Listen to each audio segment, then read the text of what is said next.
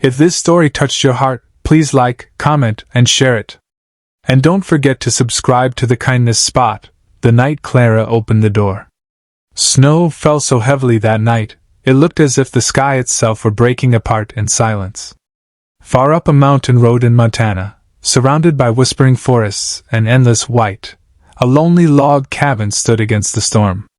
Its windows glowed faintly, the only warm light in miles of frozen wilderness. Inside, Clara Mayfield, a young widow, sat near the fire with her 6-year-old daughter, Sophie. She held the little girl close, listening to the wind howl outside as if the whole world were crying. Clara had come here after losing her husband, a man who'd once filled this very cabin with laughter and song. When he passed, something inside her went quiet. She'd left town, hoping the solitude would heal what the world had broken, hoping the mountains would give Sophie peace. But that night, the mountains gave her something else. The first knock came like thunder. 3 heavy, deliberate pounds against the wooden door. Clara froze. No one ever came this far up the road. Not at night. Not in a blizzard. Her breath caught in her throat. She glanced toward Sophie, sleeping near the hearth, and then toward the old rifle hanging by the window. Slowly she stepped closer, her heart pounding louder than the wind. The second knock shook the cabin. Clara peered through the frosted windowpane, and gasped. Through the curtain of snow, faint headlights flickered. Then she saw shadows, dark shapes moving through the storm. 12, no more. Men, wrapped in leather jackets, their faces pale and stiff with ice. The low growl of engines rumbled somewhere in the distance. For a moment, pure fear gripped her. Stories about bikers were never kind ones. She thought of Sophie, small and innocent, sleeping in the corner. She thought of the rifle, the locked door, the isolation. There was no one around for miles. Then, through the blizzard, one of the figures stepped forward, a tall man with a gray beard and tired eyes that seemed to have weathered more storms than the one falling now. "Ma'am." His voice was rough but calm, carried by the wind. "We don't mean trouble. Our van slid off the road. We're freezing out here, please." His words sank into her chest like a quiet plea. Clara hesitated, torn between fear and instinct. Then Sophie stirred, rubbing her eyes. "Mommy?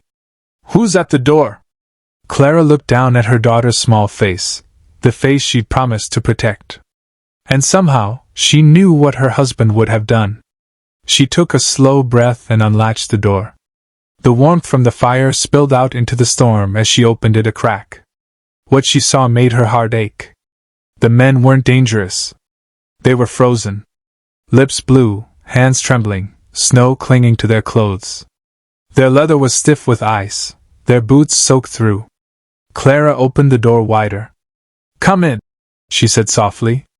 25 men stepped into the tiny cabin, stamping snow from their boots, their faces full of exhaustion and disbelief. The air filled with the scent of oil, leather, and gratitude. Inside, they explained, they were members of a motorcycle club crossing states for a charity ride when the storm trapped them. Their van had skidded off the road, and they'd been walking for miles through the blizzard, hoping to find shelter. Clara moved quickly. She boiled water, pulled out the last of her canned soup, and spread every blanket she owned. The men, in turn, helped her without being asked. They stacked logs by the fire, melted snow for drinking water, and even fixed the cracked windowpane the wind had loosened. The small cabin, once filled with loneliness, now glowed with the strange harmony of survival. Sophie watched wide-eyed as the men thawed by the fire. One of them, a burly man named Brick, took a pocket knife and carved her a tiny wooden bird from a stick he found outside. "This one's for luck," he said, smiling gently as he handed it to her. Sophie grinned, clutching it tight. Their leader, the man with the gray beard, sat quietly near the door. His name, Clara learned, was Hawk. He barely spoke, just stared into the flames like he was remembering something long lost. When Clara offered him a cup of tea, he hesitated before taking it. "Thank you, ma'am," he said quietly. "Most people wouldn't." Clara gave a faint smile. "Most people forget what it's like to have nowhere to go." Hawk looked at her then, eyes softening. "I used to know," he said. "A long time ago." For a moment, the only sound was the crackle of the fire and the storm outside. The night passed slowly, but not painfully. They told stories, small ones. About the road, about people they'd met, about the reason for their ride, raising money for veterans' families. The tattoos, the rough edges, the leather, they all hid men who had seen too much, lost too much, and still kept going. By morning, the storm had eased. The forest was still and silver, blanketed in light. Clara stepped outside to breathe the cold air, believing her unexpected guests would soon be on their way. But the mountains had one more surprise. At first, she heard it faintly, a distant hum, like thunder rolling across the snow. Then it grew louder. Engines. Dozens of them. Maybe hundreds. The sound filled the air until the ground itself seemed to tremble. Clara turned toward the road, her heart racing. Through the fog of morning, hundreds of headlights broke through the mist, weaving like a river of fire through the trees. Within minutes, nearly 200 bikers filled the clearing around her cabin.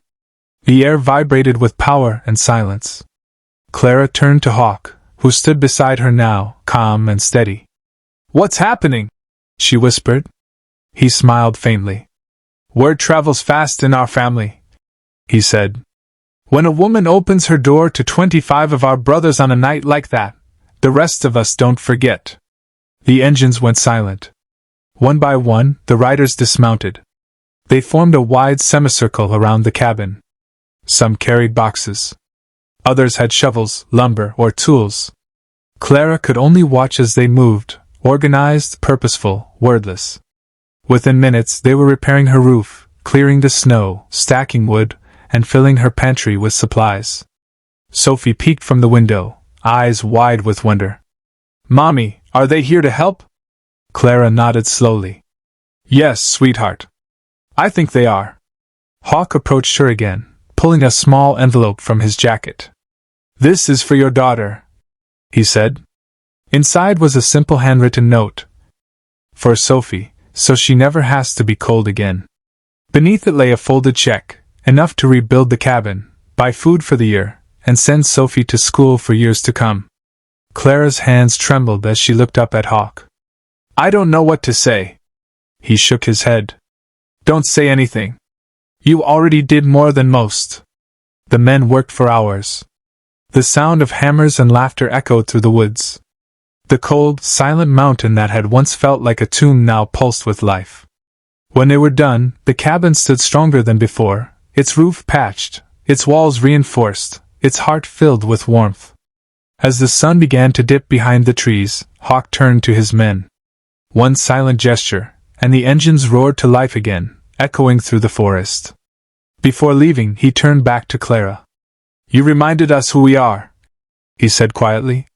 "Sometimes it takes a stranger to bring the warmth back." Clara's eyes stung with tears as she watched them disappear into the fading blue of evening. 200 bikers, once feared, now forever remembered, rode off into the horizon, their taillights glowing like embers in the snow. The cabin stood quiet again, but no longer lonely. Sophie tugged on her mother's coat and whispered, "Mommy, they were angels." Clara smiled, brushing a tear from her cheek. "Yes, baby," she said softly. "Hell's angels." The storm had passed, but something greater had stayed behind, a light, a memory, a reminder that kindness still burns brightest when the world turns cold.